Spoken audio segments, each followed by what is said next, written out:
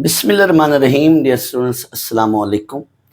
बच्चों, अब हम क्वेश्चन नंबर 3 स्टार्ट करते हैं। क्वेश्चन नंबर 3 में कहा जा रहा है कि for all values of n greater और equal to 1 by the method of mathematical induction, इसको इक्वेशन को प्रूव करें कि ये तमाम नेचुरल नंबर जो n इक्वल टू 1 या 1 से ग्रेटर हैं उनके लिए ये ट्रू है। तो जैसे हमने क्वेश्चन नंबर 1 या 2 किया था, बिल्कुल उन्हीं लाइंस पर, उसी मेथड पर ये भी होगा। हम पहले जो है मैथमेटिकल इंडक्शन में हम पहला स्टेप जो होता है n इक्वल्स टू 1 के लिए चेक करते हैं। तो पुट लिख लें या फॉर लिख लें, आपकी मर्जी है, इसमें कोई मसला नहीं। फॉर n इक्वल्स टू 1 या पुट n इक्वल्स टू 1 एक ही बात है। पुट n इक्वल्स टू 1, तो इधर हमने जस्ट फर्स्ट टर्म लिया करनी है और राइट साइड पे जो भी ये वैल्यू है इसमें n की जगह 1 पुट करना है। n इक्वल टू 1 में लेफ्ट साइड पे फर्स्ट टर्म लिखा करनी है और राइट साइड में n की जगह 1 पुट करना है। तो 1 का स्क्वायर इंटू 1 प्लस 1, n की जगह 1 पुट कर, ऊपर स्क्वायर डिवाइडेड बाई 4, इसको कैलकुलेट करें तो ये 1 बनता है। 1 इक्वल टू 1, क्या ये स्टेटमेंट ट्रू है या फॉल्स है? ये स्टेटमेंट ट्रू है, तो इसीलिए आगे ट्रू लिखना है। ट्रू लिखने के बाद नीचे फिर कहना है सो गिवन इक्वेशन या गिवन एक्सप्रेशन या जो भी है, so given is true for n equals to 1। सिर्फ लफ्ज लिखना है गिवन। गिवन इक्वेशन लिख लें, गिवन स्टेटमेंट लिख लें, गिवन एक्सप्रेशन लिख लें या लफ्ज सिर्फ गिवन लिख लें तो भी ठीक है। So given is true for n equals to 1। अब हमने n इक्वल्स टू k के लिए गिवन को सपोज करना है। सेकेंड स्टेप में क्या है, गिवन जो भी वैल्यू है उसमें हमने n को k पुट करके ये साथ लिखना है कि suppose it is true. n की जगह k पुट करके कहना है कि सपोज इट इज ट्रू। यही बात, suppose given is true for n equals to k, n की जगह k पुट कर दिया। सारा expression as it is copy paste करना है, सिर्फ जहां जहां n है उधर k लिख देना है, k पुट कर देना है। स्टेप 3 बच्चों, ये स्टेप 1 या स्टेप 2 तमाम क्वेश्चन में बड़ा सिंपल है, ये मुफ्त के नंबर है। स्टेप 1 और स्टेप 2 बड़ा आसान है, कुछ भी नहीं है। स्टेप 1 में क्या करना होता है, इधर से फर्स्ट टर्म ले लेनी और इधर n की जगह 1 पुट कर देना है। स्टेप 2 में क्या है, n की जगह पूरे एक्सप्रेशन में सारी सीरीज लिख देनी है और n की जगह k लिख देना। लेफ्ट साइड पे सीरीज है, राइट पे उसका सम है, तो जस्ट n की जगह k लिख देना है। ये पहला और दूसरा स्टेप है। असल तीसरा स्टेप है क्या, इसके ही नंबर होते हैं। In this step we shall show that given is true for n equals to k plus 1। It mean जहां n है उधर अब हमने k प्लस 1 लिखना है। ऊपर वाले स्टेप में तो n की जगह k लिखा था, अब n की जगह क्या है, तीसरे स्टेप में k प्लस 1 लिख देना है जहां जहां n है। सीरीज सारी लेफ्ट साइड से और n की जगह k प्लस 1, राइट पे भी n की जगह k प्लस 1 लिखना है, n की जगह k प्लस 1। और हमेशा बच्चों राइट साइड को एक स्टेप आगे मजीद सॉल्व करना है। कभी कभी हम थोड़ा सा इधर लेफ्ट साइड में भी इस पे कैलकुलेशन करेंगे, लेकिन ज्यादातर क्वेश्चन में कैलकुलेशन इस पे नहीं हुआ करेगी, राइट साइड पर हुआ करेगी। ज्यादातर मैक्सिमम क्वेश्चन में राइट साइड पर एक स्टेप यहां से आगे और चलना है। मतलब ये देखें, अब ये k प्लस 1 तो ये बन गया k प्लस 2 का स्क्वायर। ये चीज हमने यहां तक लिखकर इसको रोक देना है। ये हमारी सारी इतनी चीज यहां से यहां तक, ये रिक्वायर्ड रिजल्ट है, डिमांड है, हमारी डिजायर्ड फॉर्म है।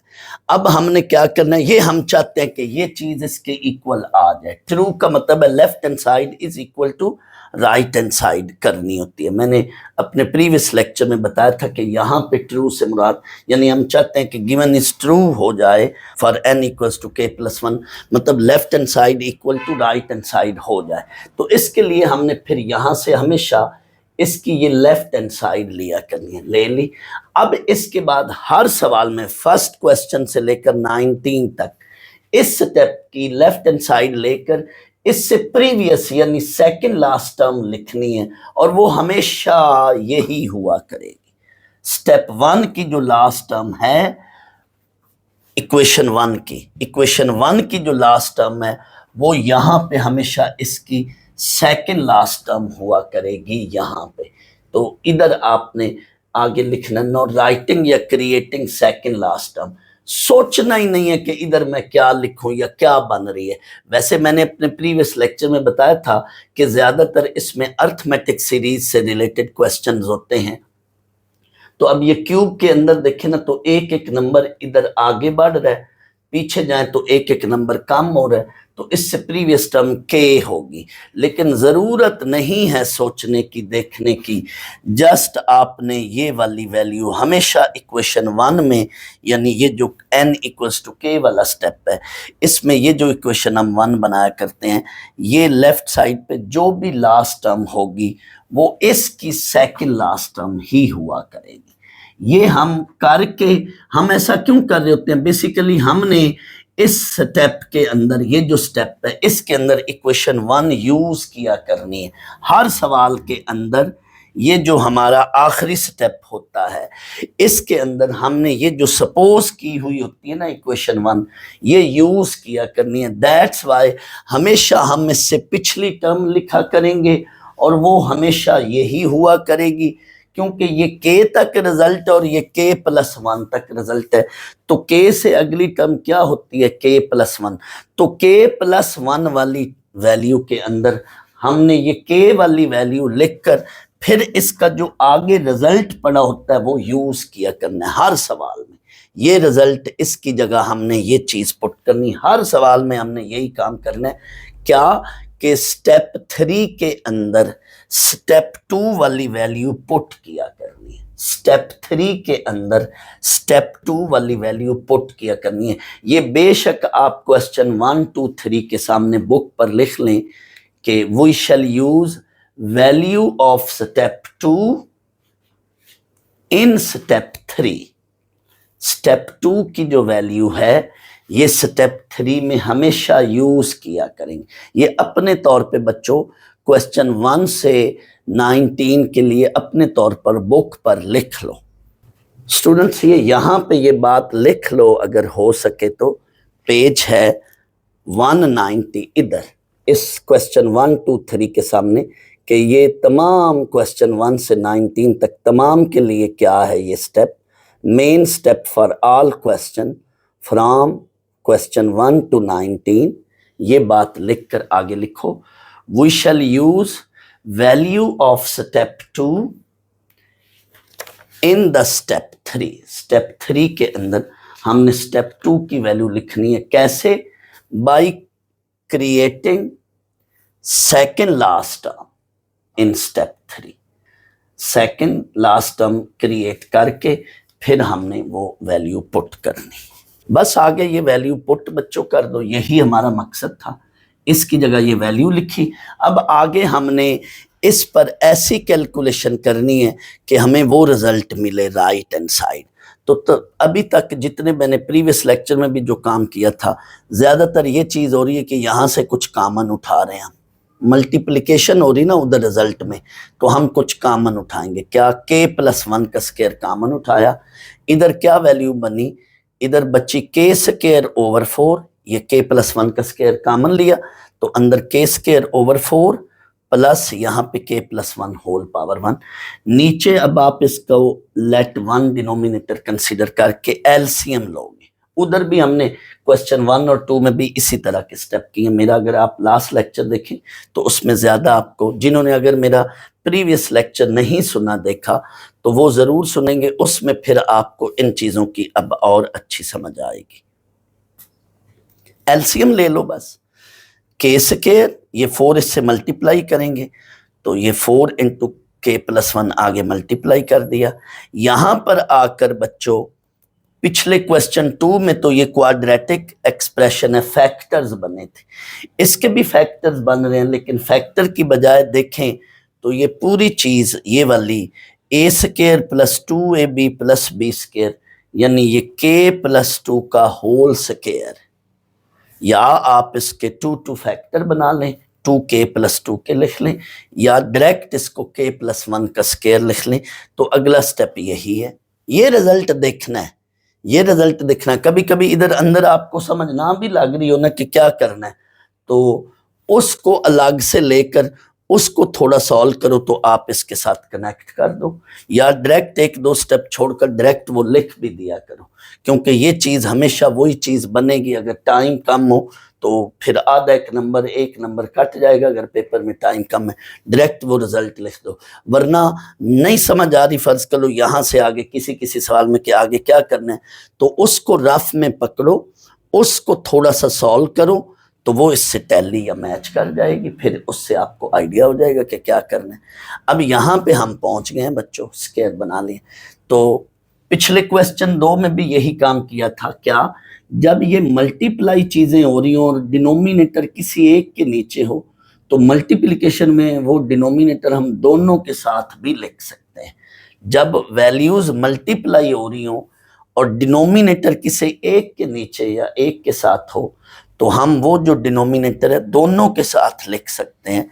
ये देखो बच्चों, 7 × 2/5, इसका मतलब भी 14 इसको मल्टीप्लाई करें 14/5 है, और इसका मतलब भी 14/5 है, और इसका मतलब भी 14/5 है। जब चीजें मल्टीप्लाई हो रही हो और डिनोमिनेटर किसी एक के नीचे हो, ये एक ही बात है, तो वो हम दोनों के साथ लिख सकते हैं।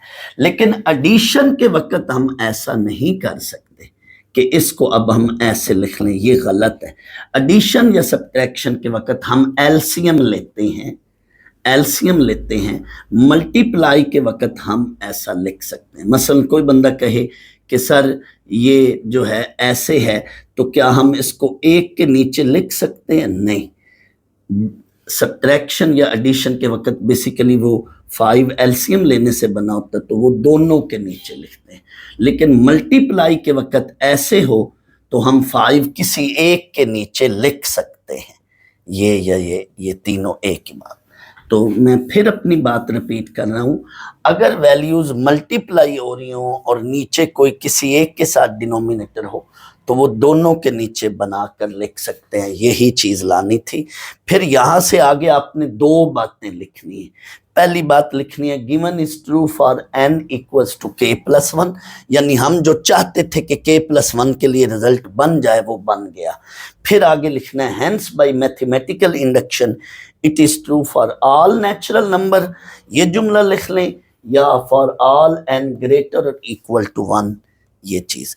तो इसको, इस क्वेश्चन में n जो है वो इंटीजर है, यानी n की जो वैल्यूज हैं वो डेसिमल में नहीं है। मतलब n को हमने 1 लेना है, 1 के बाद फिर 2 लेना है, फिर 3 लेना है, फिर k लेना है। इस तरह से वो कहा जा रहा है। कोई बच्चा कहे कि क्या हम n = 1 के बाद n = 1.5 ले सकते हैं? नहीं, इंटीजर्स होल नंबर्स की फॉर्म में होते हैं, पॉजिटिव इंटीजर्स। क्वेश्चन 4 है, 1/1 × 4, ये 1 × 4 है, इसको 1.4 ना समझें। ये प्रोडक्ट की फॉर्म में उन्होंने डॉट में लिखा हुआ है, प्रोडक्ट को ऐसे 1 × 4 है, प्लस 1/4 × 7, ये 4.7, यानी डेसिमल ना समझें इस डॉट को, ये प्रोडक्ट है, plus 1/7 × 10 plus up to so on 1/3n - 2 × 3n + 1। बच्चों एक तो ये करेक्शन कर लें, यहाँ पे ये बुक में 2n + 1 लिखा है, आपने ये 3n करना है। बुक में 2n है, ये करेक्शन मैंने करके लिखा हुआ है, आपने बुक पे करेक्शन करनी है। 2n को आपने 3n + 1 करना है, 2n + 1 को = n/3n + 1। बेसिकली बच्चों ये जो होती ना लास्ट टर्म, ये nth टर्म होती है, और nth टर्म में हम n को 1 पुट करें तो फर्स्ट टर्म बननी है, n को 2 पुट करें तो सेकंड टर्म बननी चाहिए। तो इस तरह से अगर यूं करें तो ये सीरीज की फर्स्ट टर्म या सेकंड टर्म जनरेट यहाँ से होती है। तो 2n + 1 नहीं होना चाहिए, यहाँ पे 3n + 1 होना चाहिए। स्टूडेंट्स मेथड सारे क्वेश्चन का सेम है, बिल्कुल सेम प्रोसीजर पर हम क्वेश्चन 1 से 19 को करेंगे। हाँ, क्वेश्चन की वैल्यूज चेंज होने से क्वेश्चन के अंदर थोड़ी सी कैलकुलेशन चेंज हो रही है, बट लाइंस वही हैं। उन्हीं लाइंस पर हम क्वेश्चन 1 से 19 सारों को करेंगे। क्या मतलब? ये कि तमाम में क्वेश्चन में पहले हम क्या चेक करेंगे, n इक्वल टू 1 के लिए ये गिवन एक्सप्रेशन ट्रू है या नहीं है। तो जब हम n को 1 पुट करते हैं लेते हैं तो लेफ्ट हैंड साइड की फर्स्ट टर्म लिखनी है, जबकि राइट हैंड साइड में पूरे एक्सप्रेशन में राइट हैंड साइड में n की जगह 1 पुट कर, उधर n की जगह 1 पुट किया, ऊपर नीचे 3 इंटू n की जगह यहाँ पे 1 प्लस 1। आप इसको कैलकुलेट करें, 1 इंटू 4 डेट इज 4, नीचे 4 बना, ओवरऑल 1/4, इधर भी ये ओवरऑल कैलकुलेशन करें तो 1/4। क्या 1/4 1/4 के इक्वल है? मतलब मैं थोड़ी देर के लिए इसको मिटाकर, क्या ये सेंटेंस या एक्सप्रेशन ये ट्रू है? यस, ये ट्रू है। आगे इसलिए हम लिखते हैं इट इज ट्रू, साथ नीचे लिखना है। So given is true for n equals to 1। हमारी पहली जो कैलकुलेशन है वो सही साबित हुई, पहला जो हमारा स्टेप है वो ट्रू हो गया। स्टेप 2 में हमने सपोजिशन लेनी है। क्या? पूरे एक्सप्रेशन को लिखकर n की जगह क्या पुट कर देना है, k। Suppose given is true for n equals to k, that is सारे एक्सप्रेशन में पूरा एक्सप्रेशन लिखकर n की जगह k लिख दिया जस्ट। अब तीसरी बात, ये पहले 2 स्टेप बड़े आसान है बच्चों, मैंने अभी थोड़ी देर पहले भी बोला था, इधर फिर मैं बोल रहा हूँ, n को 1 लेना या n की जगह k लिख देना, ये सिंपल है जस्ट। तीसरे स्टेप के अंदर असल बात होती है, नंबर भी इसी स्टेप के। In this step we shall show that given is true, ये सारी बात लिखकर n is equal to k plus 1, पूरा एक्सप्रेशन लिखकर जहां जहां n है उधर आपको k प्लस 1 लिखना है। तो ये मैंने स्क्वायर ब्रैकेट बनाकर 3 इंटू n है ना, n की जगह k प्लस 1 लिखा -2, और इधर भी n की जगह k प्लस 1 लिखा, और राइट साइड पे। बच्चों मैं बार बार पहले भी क्वेश्चन में बोल रहा था, पिछले क्वेश्चन में भी, प्रीवियस लेक्चर में भी, कि कभी कभी हमें इधर भी मुमकिन है कैलकुलेशन करनी पड़ जाए, तो अब करनी पड़ रही है। यानी यहाँ पे आकर पिछले जितने भी सवाल थे 3 सवाल, उनमें तो सिर्फ राइट हैंड साइड पर एक स्टेप आगे कैलकुलेशन सिंप्लीफिकेशन करनी पड़ रही थी, लेकिन अब इसमें भी करनी पड़ रही है और इसमें भी। यानी इससे अगला स्टेप जरूर बनाना है। क्या? ये गौर करें, इसको एज इट इज पिछली टर्म को लिखा, लेकिन ये बन रही है 3k प्लस 3 -2, तो सॉल्व करें तो 3k प्लस 1 बन रही है ये चीज। सिमिलरली 3k प्लस 3 साथ ये 1, तो 3k प्लस 4 बन गया, और इधर ये k प्लस 1 और नीचे 3k प्लस 3 प्लस 1, तो 3k प्लस 4। यानी इनकी डायरेक्ट मल्टीप्लिकेशन करके मैंने रिजल्ट लिख लिया है, मल्टीप्लिकेशन अंदर करके डायरेक्ट रिजल्ट लिख लिया। ये चीज हमारे पास बन गई है, ये हम लाना चाहते हैं, ये बनाना चाहते हैं। तो तमाम पार्ट्स की तरह अब यहां पर आकर क्या करना है, इसकी लेफ्ट हैंड साइड लेनी है। लेफ्ट हैंड साइड लेकर, ये हमेशा लेफ्ट हैंड साइड ले ली, और इससे प्रीवियस टर्म लिखनी है, लास्ट टर्म से प्रीवियस, यानी सेकंड लास्ट टर्म खुद क्रिएट करनी है। तो लफ्ज लिख लें क्रिएटिंग सेकंड लास्ट टर्म या राइटिंग सेकंड लास्ट टर्म। हर क्वेश्चन के अंदर यहां पर आकर आपने सेकंड लास्ट टर्म खुद वहां पर लेकर आनी है, इंट्रोड्यूस करनी है, और वो सेकंड लास्ट टर्म हमेशा स्टेप 2 के अंदर ये जो लास्ट टर्म है यही हुआ करेगी। ये पक्की बात है, ये श्योर है। क्यों? क्योंकि ये k तक टर्म्स हैं, और वो कहां तक हैं, k प्लस 1 तक टर्म्स हैं। तो k प्लस 1th टर्म से पिछली टर्म क्या होगी, kth टर्म, और ये इसकी kth टर्म है। जैसे ये इसकी nth टर्म है, ये इसकी kth टर्म है सीरीज की, तो kth term k plus 1th से पिछली टर्म kth टर्म यही हुआ करेगी। तो in fact this is it's kth term, और ये सीरीज की k प्लस 1th टर्म है। तो हमने सेकंड लास्ट टर्म यानी kth टर्म लिख ली, और वो हमेशा यही हुआ करेगी। ये हम क्यों लिख रहे होते हैं बच्चों? अब इस पूरी वैल्यू को इसकी जगह हमने इसकी वैल्यू पुट कर देनी है, ये वाली। तो यही बात लिखी, फ्रॉम इक्वेशन 1 पुट वैल्यू। पहले मैंने ये लफ्ज नहीं लिखा था पुट वैल्यू, आप ना भी लिखे तो कोई मसला नहीं, इतना जुमला ही काफी है, फ्रॉम इक्वेशन 1। लेकिन आगे ये लिख लेना पुट वैल्यू, तो ज्यादा और अच्छा हो जाएगा। तो हमने इतनी चीज की ये वैल्यू लिख दी, ये सारी की ये वैल्यू लिख दी। यानी हम हमेशा स्टेप 3 के अंदर स्टेप 2 वाली वैल्यू पुट किया करेंगे। ये जो इक्वेशन 1 जिसको नाम दिया, ये पुट कर दी, इस सारे की जगह ये चीज पुट कर दी, ये क्योंकि ये सारी किसके इक्वल है, इसके। अब आगे बच्चों एलसीएम लेना, हमेशा बीच में प्लस हुआ करेगा, माइनस या प्लस, तो एलसीएम ले लें जी, एलसीएम ले लें, ये पूरा एलसीएम आएगा 3k+1 3k+4, तो यहाँ जो है 3k+4 इससे मल्टीप्लाई हो जाएगा और 1 ऐसे, इसको मल्टीप्लाई करें। ये बच्चों पिछले 2 पार्ट्स में भी ऐसा हुआ था कि यहाँ पर आकर ये क्वाड्रेटिक एक्सप्रेशन बन रहा है, क्वाड्रेटिक पॉलिनोमियल बन रहा है। क्वाड्रेटिक पॉलिनोमियल के फैक्टर बना लो, मिड टर्म ब्रेक कर लो इस 4k की, दैट इज 3k+3, आगे जाके ये फैक्टराइजेशन बन गई है। तो 3 × 1 हमें ऐसे 2 नंबर चाहिए जिनका सम 4 बने और मल्टीप्लाई करें तो वो 3 बने, तो वो बच्चों 3 and 1 है।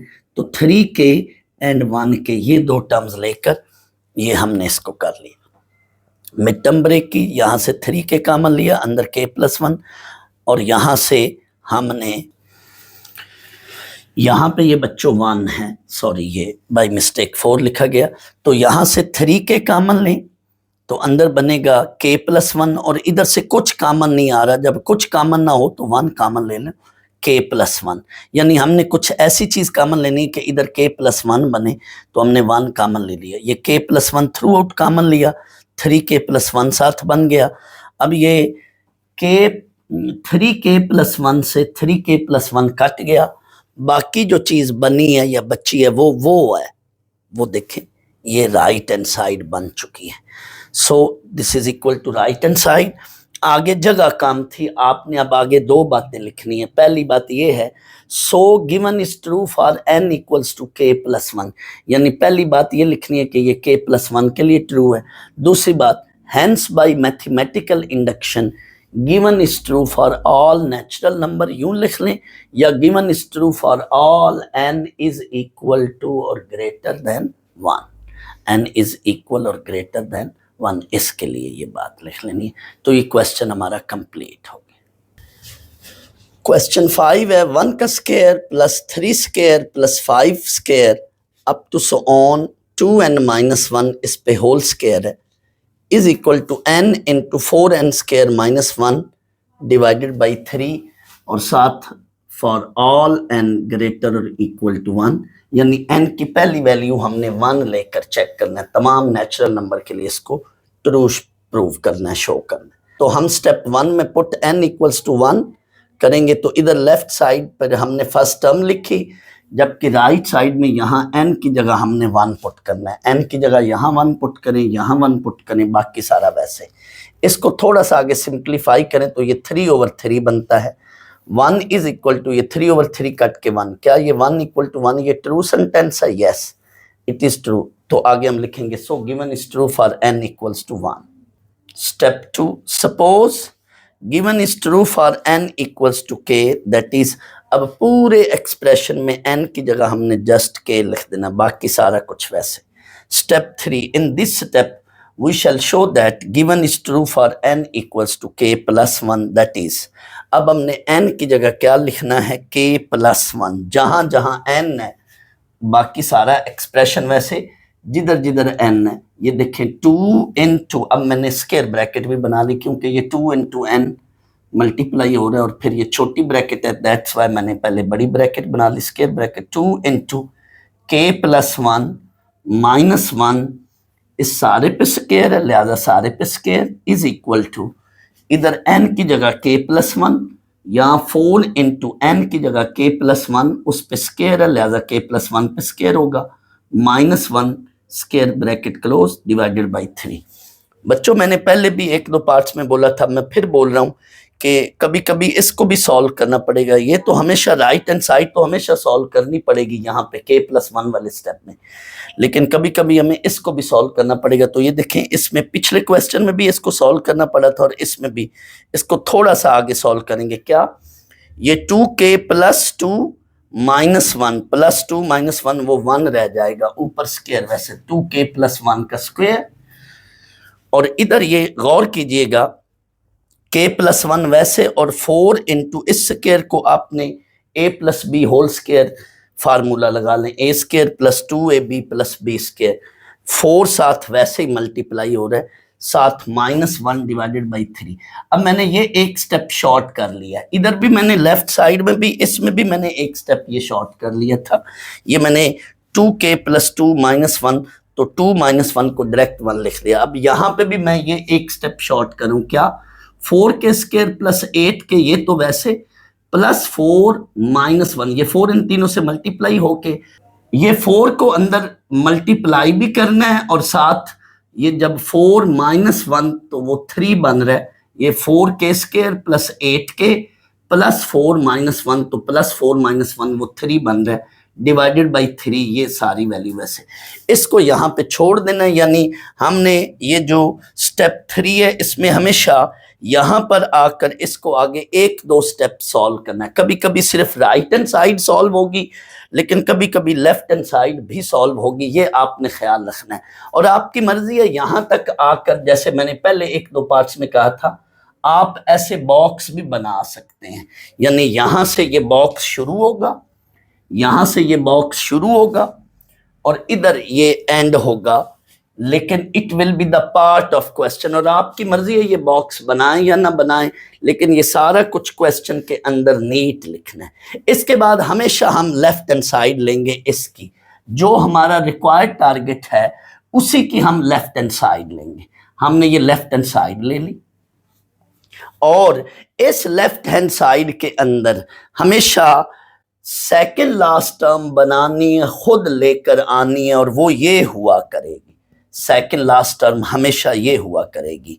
वैसे भी आप लॉजिकली भी देखना चाहें तो स्क्वायर के अंदर देखें 1 है, फिर 2 ऐड हो रहा है, 3 है, फिर 5 का स्क्वायर है, यानी स्क्वायर के अंदर बेस देखें तो 2 ऐड हो रहा है, तो पीछे जाएं तो 2 माइनस हो रहा है। मैं सिर्फ लॉजिकली बताना चाहता हूं। तो इसमें से 2 जब माइनस करेंगे, 2k + 1 में से 2k + 1 में से 2 माइनस करें तो 2k - 1 बन रहा है और ऊपर स्क्वायर। लेकिन ये सोचने की कतई तौर पे नहीं जरूरत है, ये सीधी सीधी हमेशा यही टर्म बनेगी। आपने जस्ट ये जो स्टेप 1 है, ये जो स्टेप 2 में ये जो लास्ट टर्म है, इसको हमने इक्वेशन 1 भी कहना है। ये इक्वेशन 1 में जो लास्ट वैल्यू लेफ्ट साइड पे, ये हमेशा इधर लेकर आनी। और ये पूरी चीज पर आप चाहें तो ब्रैकेट भी बना लें या ना बनाएं। अब जब आप लिख रहे हैं पुट वैल्यू फ्रॉम 1, तो लास्ट टर्म के बाद इतनी पूरी चीज को आपने इसकी वैल्यू लिख दी, ये वाली। जब आप लिख रहे हैं पुट वैल्यू फ्रॉम इक्वेशन 1, तो अंडरस्टूड है, इस सारे की जगह आपने ये लिखा, ये वाली वैल्यू वैसे। यहां पर आकर बच्चों आपने लेना तो एलसीएम ही है, लेकिन बाकी पिछले पार्ट्स भी देखें और इसमें भी देखें। हम ज्यादातर कोशिश ये करते हैं कि अगर यहां से कुछ कॉमन निकल रहा हो, कॉमन वैल्यू कोई बन रही हो, तो एलसीएम लेने से पहले वो कॉमन ले लो। तो ये जरा इस सवाल में थोड़ा सा ट्रिकी चलना है। क्या, आपने इस पे a² - b² का फार्मूला लगाना है। यानी ये देखो 4k² - 1, इसको आप समझें ये 2k² - 1 का स्क्वायर है, तो इसको मैंने डायरेक्ट लिख लिया a + b × a - b। वो फार्मूला होता है ना, a² - b², that is a - b × a + b। तो बच्चों वो वाला फार्मूला, मैंने प्लस वाली टर्म पहले लिख ली और माइनस वाली बाद में, a² - b²। तो जगह कम है और क्वेश्चन भी बहुत लेंथी हो जाना है, तो आप ये वाला स्टेप ना बनाएं, डायरेक्ट आप इससे अगली फॉर्म मैंने लिख ली है, आप भी यूं ही कर लें। ऐसा क्यों किया, ये देखो बेटा, ये चीज कॉमन निकल रही है, 2k + 1। 2k + 1 बाहर कॉमन लिया, इधर क्या बची वैल्यू, ऊपर k × 2k - 1 डिवाइडेड बाई 3, और इधर 2k + 1 का स्क्वायर है, एक 2k + 1 बाहर आ जाएगी, तो एक 2k + 1 ऊपर पावर 1 ये रह जाएगी। अब एलसीएम लेंगे, तमाम पार्ट्स में हम ज्यादातर इधर आकर आगे एलसीएम ले रहे हैं।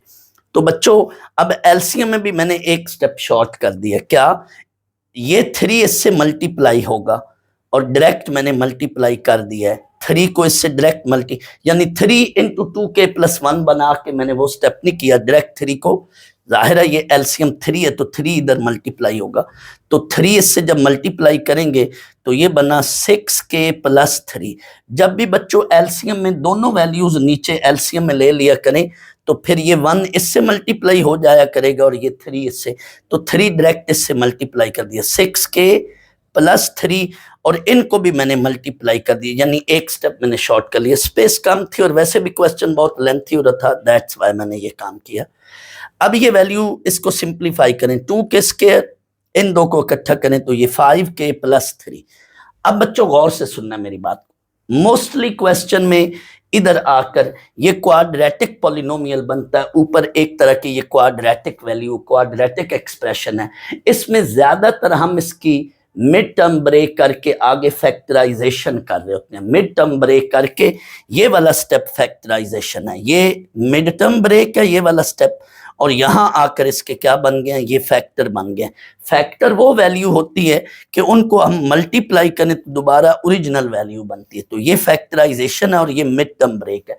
तो हम ज्यादातर फैक्टराइजेशन के लिए मिड टर्म ब्रेक कर रहे होते हैं क्वाड्रेटिक पॉलिनोमियल की। ये के में क्वाड्रेटिक है, पॉलिनोमियल है, इसको हम इसके फैक्टर बना रहे हैं। 2 × 3 दैट इज 6। हमें ऐसी दो वैल्यूज चाहिए जिनका सम 5 बने और प्रोडक्ट उनका मल्टीप्लाई करें तो 6 बने, तो वो 2 और 3 है। तो इस 5k को आपने ब्रेक कर लिया, 2k + 3 के मिड टर्म ब्रेक बना ली। तो यहां से 2k कॉमन लिया, अंदर k + 1, और यहां से 3 कॉमन लिया, अंदर k + 1। तो ये वैल्यू बन गई 2k + 3 और k + 1। जिसको मर्जी पहले लिख लें, जिसको मर्जी। अब एक लम्हे के लिए रिक्वायर्ड रिजल्ट को देखें। रिक्वायर्ड रिजल्ट तो ये है, ये चीज लानी है हमें। तो दैट्स वाई इन तीन फैक्टर में से मैंने k + 1 वाले फैक्टर को पहले लिख लिया, ये चीज बनाने के लिए। ये जब चीज हमारे सामने होती है ना, तो हमें स्टेप इधर करने में, बनाने में बड़ी आसानी रहती है। तो k + 1 को पहले लिख लिया और बाकी दो को बाद। बच्चों यहां से अब आगे आपने क्या करना है, ये हमारा ये रिजल्ट बन चुका है। k + 1 के बाद इन दो को मल्टीप्लाई कर लें तो ये चीज बन जाएगी। इन दो की मल्टीप्लिकेशन करेंगे, अभी मैं करूंगा ये मल्टीप्लिकेशन, नीचे सॉरी ये 3, इन दो की मल्टीप्लिकेशन करें तो ये चीज बन रही है। तो यहां से अब आगे बच्चों ये आखिरी स्टेप मैं इधर लिख रहा हूं, k + 1 × इन दो की मल्टीप्लिकेशन है।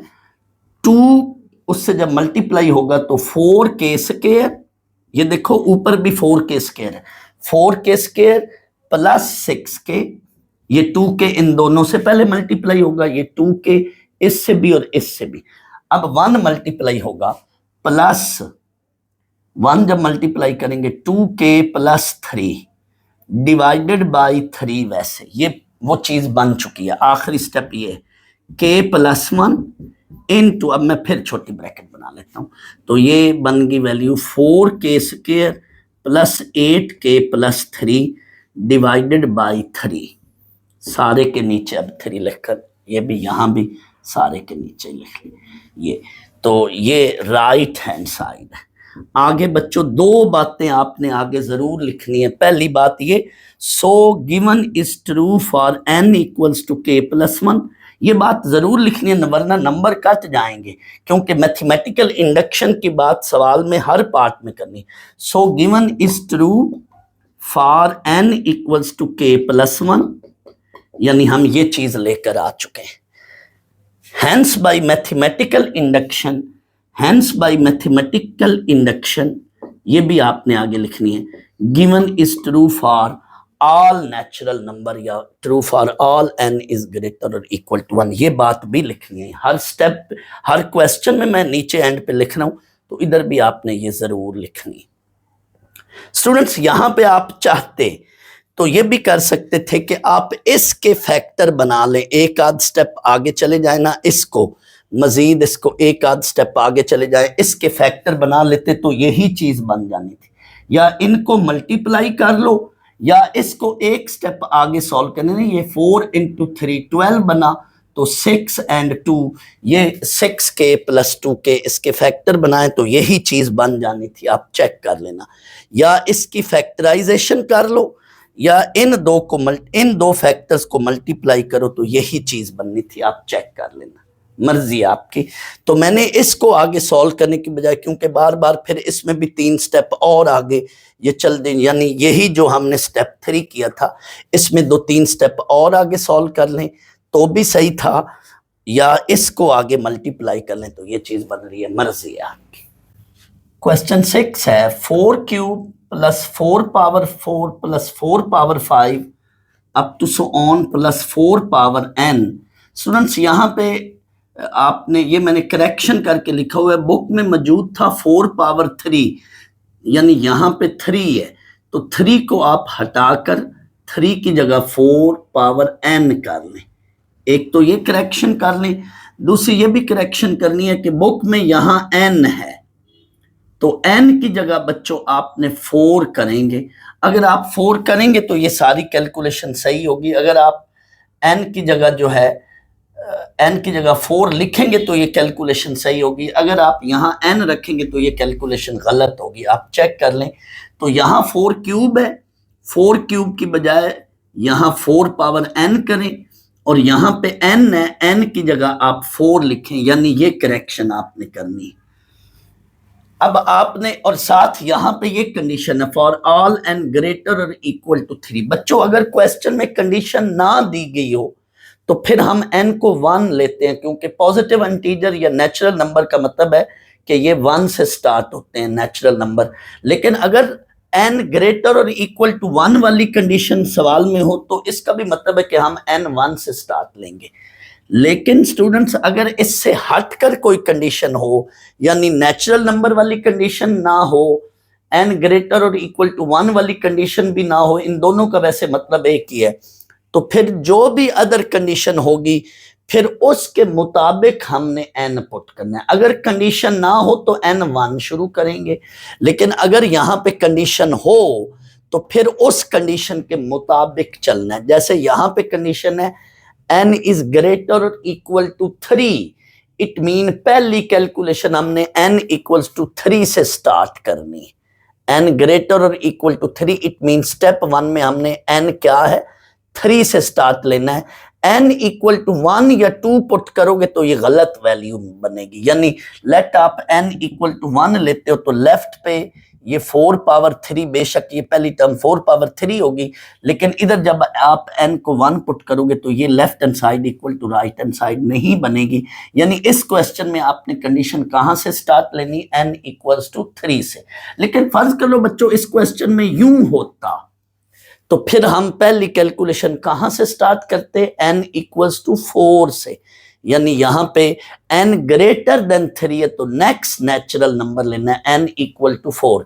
लेकिन क्वेश्चन में फिलहाल मौजूदा क्या है, n ग्रेटर और इक्वल टू 3, तो आपने फिर स्टार्ट लेना है 3 से। इसको पढ़ते हैं ग्रेटर और इक्वल, ये इंग्लिश वाला और, ग्रेटर और इक्वल, एंड नहीं पढ़ना, n ग्रेटर और इक्वल टू 3, तो हमने n को पहले स्टार्ट लिया 3 से।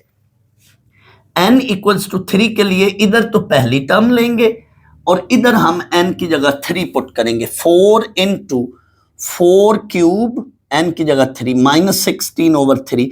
यानी बच्चों यहाँ पे जो पहली टर्म लेफ्ट साइड से हमने लेनी है वो n इक्वल्स टू 3 के वक्त पहली टर्म ये लेनी है, या यहां से देख लें या फिर इसमें n इक्वल्स टू 3 पुट कर लें। nth टर्म में जब हम n को 3 पुट करेंगे तो हमें पहली टर्म ये मिलेगी, तो या पहली टर्म डायरेक्ट ये लिख लें या nth टर्म यानी लास्ट टर्म में n को 3 पुट कर लें तो भी एक ही बात है। और इधर सम में n को 3 पुट करें, 4 इंटू 4 क्यूब माइनस 16 ओवर 3। बच्चों ये 4 cube that is 64 minus 16 divided by 3। आप इसकी पूरी इकट्ठी कैलकुलेशन भी 64 लिख सकते हैं, लेकिन मैंने एक स्टेप फालतू या जायद बना दिया है। 64 माइनस 16 ये मैंने लिखा 48 इंटू 4 डिवाइडेड बाई 3, कैंसिलेशन करके कैलकुलेटर से देख लें तो ये रिजल्ट बन रहा है। It is true, so given is true for n equals to 1।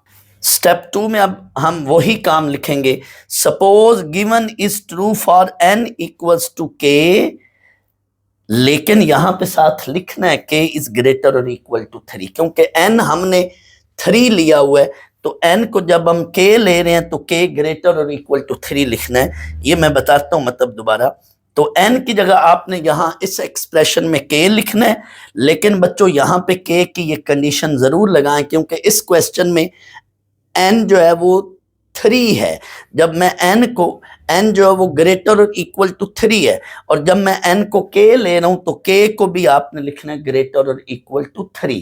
अगर ये कंडीशन ना भी लिखें तो इतना गलती नहीं है, क्योंकि हम n को स्टार्ट 3 से ले रहे हैं, तो इट मीन जब हम n को k ले चुके हैं तो k फिर जाहिर है 3 या 3 से बड़ा ही होगा, लेकिन लिख लें तो ज्यादा बेहतर है। जब n की कंडीशन 1 से हट कर कोई हो तो फिर इस स्टेप 2 के अंदर वही कंडीशन आप इधर k पे भी लिख लें, क्योंकि हम n इक्वल्स टू k ले रहे हैं। ये मैं आपको बता रहा हूं, इसलिए ये आप इसको ये कंडीशन लिख लें तो बेहतर है। अब बच्चों ये हमने इक्वेशन 1 बना ली, तमाम पार्ट्स में एक ही पैटर्न पर हम चल रहे हैं। अब आगे हम लिखेंगे इन दिस स्टेप, स्टेप 3 में, in this step we shall show that given is true for n equals to k plus 1। तो जहां जहां n है आपने उधर बच्चों k प्लस 1 लिखकर, अब इसमें कोई खास लेफ्ट साइड या राइट साइड पे कोई खास देखे ना कैलकुलेशन नहीं हो रही, इधर दोनों तरफ कोई कैलकुलेशन हो रही। पिछले पार्ट्स तो सारों में हम या राइट पे कुछ कैलकुलेशन जरूर करते थे, और कभी कभी किसी किसी सवाल में हम लेफ्ट साइड पे भी कुछ इस स्टेप में कैलकुलेशन करते थे, लेकिन इधर यहाँ पे कोई कैलकुलेशन नहीं हो रही, तो कोई परेशान होने की नहीं है जरूरत। आपने अब अगला काम अपना वही करना है, इसकी लेफ्ट हैंड साइड लें और इसके अंदर इसकी सेकेंड लास्ट टर्म क्रिएट करें। सेकेंड लास्ट टर्म आपने खुद बनानी और वो यही बनानी, यही होगी। सेकेंड लास्ट टर्म खुद बना ली, आपकी मर्जी है इतने हिस्से पे सेकेंड लास्ट टर्म बनाकर ब्रैकेट डालें या ना डालें, आपकी मर्जी है। मैं अक्सर इसको ऐसे अंडरलाइन कर लेता हूं, आप ब्रैकेट डाल लें, क्रिएटिंग सेकेंड लास्ट टर्म और ब्रैकेट डाल लें, या ना भी डालें तो कोई हर्ज नहीं है। जब आप ये सेंटेंस लिख रहे हो ना, तो इस सेंटेंस का मकसद या मतलब यही होता है कि आपने इस सारे की वैल्यू इधर पुट की है ये। लेकिन अगर आप बच्चों ब्रैकेट डाल लो तो ज्यादा और वाज़ेह बात हो जाती है, क्लियर हो जाती है।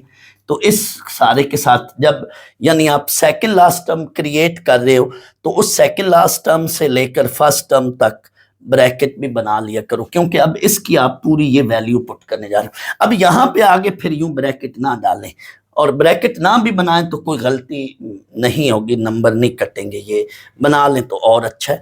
ये हम यहाँ पे पहुंचे वैल्यू पुट करके। यहाँ पर आकर बच्चों, अब यहाँ पर आकर बच्चों जितने भी मैंने इससे पहले क्वेश्चन कराए हैं, मेरी कोशिश बेटा यही होती है कि मैं तमाम क्वेश्चंस को एक ही पैटर्न पर लेकर चलूँ, और कोशिश होती है कि अगर सिमिलर स्टेप बन रहे हो तो वो ही बनाऊँ। मसलन अब गौर कीजिएगा, सुनिएगा, तमाम पार्ट्स में आप चेक कर लें रिवाइंड करके। मेरी कोशिश यहाँ पे ये हुआ करती है कि इधर से अब आगे कुछ कॉमन लूं फिर एलसीएम लूं, चेक कर लो बेशक तकरीबन तमाम पार्ट्स में। यहाँ पर आकर मैं बाहर कुछ कॉमन लेता हूँ, कॉमन लेने से अंदर कैलकुलेशन थोड़ी सी हल्की हो जाती है, थोड़ी सी सिंपल हो जाती है कॉमन लेने से। तो तमाम पार्ट्स में आप देख लें, यहाँ से आगे हमेशा मेरी कोशिश रही है कि कुछ कॉमन लूं। तो अब आप गौर करें, यहां से कॉमन लेने के लिए ये मैंने जान के लिखा 4 पावर 1, और यहां से भी कुछ कॉमन बन रहा है, ये देखो ना 4 पावर k एंड 4 पावर 1। तो ये मैं ब्रेक कर रहा हूं, यानी यहां पे मैं कॉमन लेने के लिए 4 पावर 1 कॉमन लेने के लिए इसको मैं ब्रेक कर रहा हूं। बेसिस सेम हो ना तो पावर्स ऐड हो जाती हैं, लेकिन यहां पे मैं उलट काम कर रहा हूं, यानी पावर्स ऐड हो जाती हैं। तो यहां मैं यूं जा रहा हूं बच्चों, यानी बेस को ब्रेक कर रहा हूं, पावर के साथ अलग अलग पावर को ब्रेक कर रहा हूं, यानी पावर को मैं ब्रेक कर रहा हूं। 4 पावर के 4 पावर 1 ये काम मैंने किया। क्यों? कॉमन लेने के लिए। 4 पावर 1 ले ली कॉमन, बस अब आगे सवाल हो गया। ये इसमें आप अपने तौर पे एक ट्रिक लगा लें, अगर आप नहीं लगाते तो भी हो जाना था, यानी यहीं पे एलसीएम ले लें तो भी हो जाना है, लेकिन ऐसे करेंगे तो इजी हो जाएगा। लो जी, अब सवाल होने लगा है, आगे एलसीएम ले लो। एलसीएम लेंगे तो ये 3 इससे मल्टीप्लाई होगा। एलसीएम में इधर कुछ नहीं है तो जाहिर है ये फिर 3 इससे मल्टीप्लाई होगा, या दूसरे लफ्जों में जब हम एलसीएम में दोनों फैक्टर लिखते हैं तो ये वाली टर्म इससे मल्टीप्लाई हो जाया करती है और ये वाली टर्म इससे। मेरा मकसद कहने का ये है, फर्ज कर लो 2/x प्लस 3/y, जब आप बच्चों एलसीएम लेते हैं, ये बात मैंने पिछले क्वेश्चन में भी बोली थी कि ये नीचे वाले जब दोनों फैक्टर लेते हैं एलसीएम में तो मल्टीप्लाई कर लेते हैं। कैसे? Cross multiply. ये अब इससे मल्टीप्लाई करेंगे और ये इससे। जब डिनोमिनेटर में दोनों फैक्टर डिनोमिनेटर वाले एलसीएम में लिखा करते हैं तो क्रॉस मल्टीप्लाई की तरह कर लेते हैं। ये इससे मल्टीप्लाई कर लो, ये इससे, ये वाला स्टेप हुआ 1, जब इससे मल्टीप्लाई होगा तो ये वही चीज ही रहेगी। अब बच्चों गौर करने, इन दो को मैं इकट्ठा कर रहा हूं, पहले रीअरेंज करके इकट्ठा किया, मुझे ये चीज बनानी है, टारगेट में मेरा ये चीज है। 4 तो बाहर कॉमन पड़ा, देखो ना मैंने 4 बाहर कॉमन लाना था, मुझे रिजल्ट से भी आइडिया हुआ, देख लो कि 4 इसलिए बाहर मैंने कॉमन लिया, रिजल्ट से आइडिया हो रहा था। और यहां पे मुझे अब ये चीज बनाने के लिए गौर करना बच्चों, इसको मैंने डायरेक्ट लिख लिया यूं, इस पूरी चीज को मैंने यूं लिख लिया। पहले तो आप सोचें ये कैसे मैंने ऐसे लिख लिया, सोचें। इस बात को बच्चों मैं 2 तरीकों से समझा देता हूं, यहां से आगे ऐसे समझो कि ये 4 पावर के साथ 1 है, 1 इंटू 4 पावर के, यानी कोई नहीं है चीज तो 1 बना लो, वो उसमें 1 इंटू 4 पावर के प्लस 3 इंटू 4 पावर के। अब बच्चों ये देखो ना, फर्ज कर लो इसको आप x समझो, 1 into x plus 3 into x, तो ये टोटल ऐड होके क्या चीज बन जाएगी, 4 इंटू एक्स। यानी ये सेम चीज है, ये 4 पावर के, ये भी 4 पावर के, जब सेम चीज ऐड हो रही हो तो उसके कॉफिशिएंट ऐड हो जाते हैं ना, एक्स एक्स के साथ ये कॉफिशिएंट, यानी है ये टोटल पावर के लिहाज से ये सेम चीज है, तो इसके कॉफिशिएंट ऐड हो जाते हैं। 1 plus 3 that is 4 into 4 power के, यानी कॉफिशिएंट ऐड हो जाएंगे। एक तो ये तरीका है। दूसरा आसान है, दूसरा तरीका, वो भी आपकी मर्जी है। ये 1 इंटू 4 पावर के प्लस 3 इंटू 4 पावर के। अब ये कई बच्चों को फौरन समझ आ जाएगी ये चीज, तो कई बच्चे कहेंगे सर पहले ये बता देते, तो चलो कोई बात नहीं, तो 4 पावर के ले लो कॉमन, लो जी, और आसान हो गया, और आसान हो गया। 1 प्लस 3, 1 प्लस 3 दैट इज 4, ये चीज वही बन गई 4 इंटू 4 के, यानी 4 के कॉमन ले लो तो अंदर बचेगा 1 प्लस 3, तो 1 प्लस 3 दैट इज 4। हम ऐसा क्यों कर रहे हैं बच्चों, ये चीज बनाने की खातिर। अब ये 4 को 1 समझ लो, बेसिस सेम है, पावर्स ऐड हो गई, that is the right hand side. Right hand side बन गई। जब ये राइट हैंड साइड बन जाए तो आगे आपने 2 बातें मजीद लिखनी है, तभी पूरे नंबर मिलेंगे। क्या? So given is true for n equals to k plus 1 and hence by mathematical induction given is true for all n, लेकिन n पे यहां कंडीशन है क्या, ग्रेटर और इक्वल टू 3। सिर्फ फॉर ऑल n लिख कर नहीं छोड़ना, फॉर ऑल n ग्रेटर और इक्वल टू 3।